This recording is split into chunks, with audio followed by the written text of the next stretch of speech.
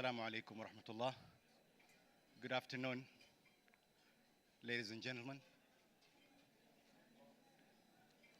Well, this is the first time that I speak over lunch, so I get to experience the feeling of those who did it before me. So instead of letting you hear what I have to say, I decided to um, attract your attention by letting you see what I have to show. Today, I would like to show you a little bit of glimpse about Saudi Arabia, um, a, a country that a lot of people think that it's isolated behind high walls. I was talking to my friend David today, and he says that investors come to Dubai, Doha, Abu Dhabi, but they don't pass on to Saudi Arabia. This is probably because they don't know what Saudi Arabia has been doing and what kind of reform we're living as we speak. Saudi Arabia, well, this is a very familiar picture for all of you. Saudi Arabia is the land of the two holy mosques. And when we speak about reform in Saudi Arabia, it's not something that is started recently. It's something that we have been living over since 1993. The first signs of reform was the announcement of the Basic Governance Law, the Shura Council, and the regional councils. This was a start of a huge change that was coming from within, not influenced from abroad, and it was structured in a way that it copes with this with proper speed, gradual introduction.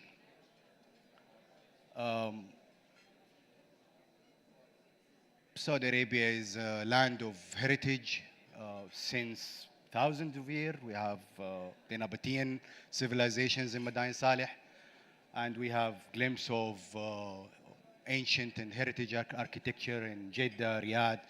Down there is the Murabba Palace, the first house of King Abdulaziz.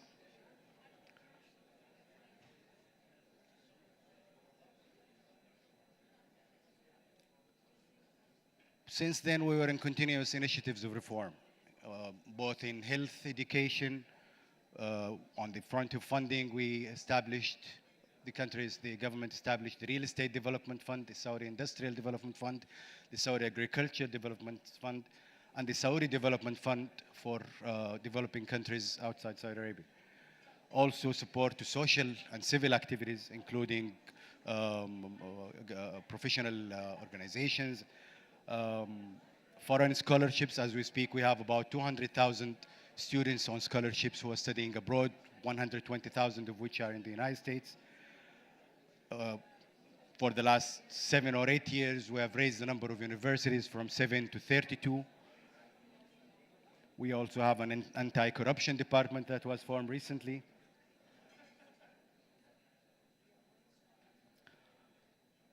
These are glimpses of the modern Saudi Arabia. Riyadh Airport, Sabiq headquarters, Faisaliya Tower, and the new metro stations that are, some people may not know that we in Riyadh now have the largest ever built metro project, 185 kilometers, 85 stations under construction as we speak, expected to start soft operation in 2018. At the course of reform, we have some important milestones that I'd like to highlight. Well, everybody knows Saudi Arabia is a rock of stability, a very stable regime, ranked number 22 on the Ease of Doing Business Council. Economic reform, we're best 5. The investment in flow is we are in the 8th, 19th leading GDP. On the Vision 2030, we're planning to be number 15. Probably the lowest debt ratio in the world, 6%. E-banking, we are the largest in MENA on the e-banking shelves. The stock market is the first largest single stock market in the region, and so in MENA, owning 60% of the Arab states. On the side of women empowerment, Saudi Arabia have done a lot and still is aspiring to do more. We have women now in high government positions, including vice ministers, deputy ministers, ambassadors to the United Nations and other foreign representations. We have women in the boards of the chambers of commerce and professional organizations. We have exclusive clusters for women empowerment, women employment, including industrial and retail shops. We have the largest in the world women-only university, which is Princess University. That's a picture of that you have seen. These are also pictures of projects that are new in the country, including the King Abdullah Petroleum Research Center. That's a landmark in Riyadh, King Abdullah International Parks, and the Metro project again. Speaking of the economic reform of Saudi Arabia, the most important infrastructure for such a reform is the reform on the laws and regulations. For the last 10 years, 10 or 12 years, we have new laws and regulations that keep coming up, including the foreign investment law, the negative list that started with 160 sectors that are on negative list, and now that they are down to 12 only. Foreign tax law down to 20%. We have a new tourism law and corporates law that is activated in Saudi Arabia, and also the arbitration law that removes ambiguities regarding the judicial systems. We also have a new mining law, which is a main pillar of the Vision 2030 to improve and promote the mining sector. And we have a stock market law where we have CMA playing a big role in managing the mortgage sector. We also have a housing law, a mortgage law that will stimulate the investment on the housing sector. And of course, Vision 2030 is the main constitution for economic reform that is going to dominate and pave the road for the development for the coming 15 years. The second line of reform is the new organizations that have been formed.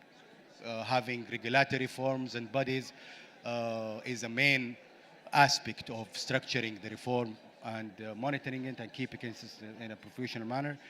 I'm just going to go over them quickly. KCARE is the Organization for Nuclear and Renewable and Sustainable Energy. Investment Authority, SAGIA, is the main player at the promoting investments and attracting FDIs.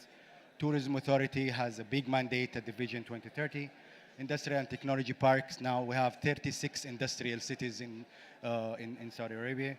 The Export Promotion Authority is a very important authority that is promoting export and providing finance facilities for industries that are produced in Saudi Arabia. SME Authority is a newly established authority to promote and regulate and encourage this sector, which is a backbone of the whole economy, and the Food and Drug Administration. We also have the council, the Economy Council, that is playing a major role in managing, which is the PMO for the Vision 2030. We also have a Political and Security Council under the Cabinet of Ministers. We also have a CMA, the Capital Market Authority, the labor committees, the ministries reform. Over the last year, we have the huge ministries reform and restructuring. And we also have the infrastructure regulatory bodies, including the Electric Water Committee. And speaking of opportunities in Saudi Arabia, these are obvious and they come from the mandate of the Vision 2030. That includes infrastructure, oil and gas, petrochemicals, economic cities. We have 3 economic cities under development. Housing is a vast sector. The financial sector, of course, is growing. Manufacturing, transportation and logistics. Water desalination is a huge sector. As everybody knows, Saudi Arabia is the largest single producer of desalinated water in the world. Power generation, of course, and renewable energy, including solar energy. ICT, construction, roads and metro transportation is a huge sector evolving. Education, mining is going to see a huge improvement. The clusters program is a very ambitious program for manufacturing of cars, assembly, appliances, pharmaceuticals, and construction material. I must add also a point that is not mentioned there, that is environmental services and waste management. That is a very prominent sector that is coming up. Of course, we have a lot of challenges. We did a lot of progress, but there is a lot that needs to be made. So we need to keep the momentum. Everybody's talking about the impact of the oil prices, whereby the Vision 2030 is introducing a roadmap to diversify and run away from the domination of the oil on the local economy. Unemployment is an escalating challenge for the whole world, not only for Saudi Arabia. Export and diversification is a mandate that we need to work on. Food security, of course, is a big issue. Improve education and expand the women empowerment in the coming sectors. The whole purpose of this introduction is to tell everybody that Saudi Arabia welcomes investors. So if anybody is interested to do business in Saudi Arabia, you're most welcome. You just need to bear a few more points in mind. If you want to do business in Saudi Arabia, you need to come with know-how, innovation, technology, not just money. Of course, well, actually money is important, but in Saudi Arabia, money is not the prime demand for doing business in Saudi Arabia. Actually, we have huge finance and subsidy solutions in Saudi Arabia provided by the Saudi investment funds or other authorities. But at the end, the know-how and the innovation is what the Saudi market is looking for. Commitment. You need to come with solid commitment. You can't do business in Saudi Arabia from abroad. You can't just do a liaison office. You need to commit and look at the Saudi market as a sustainable long-term commitment. You may need the local partner to introduce local know-how and leads, but the law doesn't require a local partner. The market is open for 100% ownership, foreign ownership, in most of the sectors of the foreign investment. SAGE requirements is the roadmap, SAGE is the General Investment Authority, and anybody who wants to do business in Saudi Arabia, just go online to sage.gov.sa and see all the requirements, the applications over there. It's a single one-stop shop to do business in Saudi Arabia.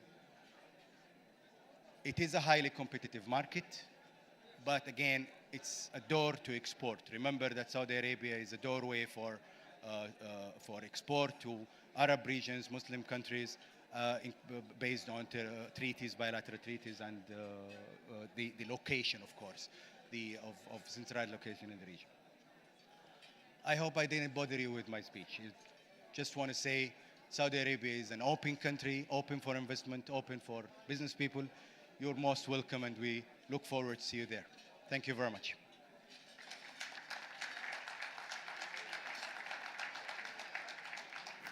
Thank you to Mr. Khalid Al Othman for his honors speech. May I please now kindly invite Mr. Salah Mutabakani, Chair of Global Consultancy Board of International Cooperation Platform, to present flag of honor to Mr. Khalid Al Othman.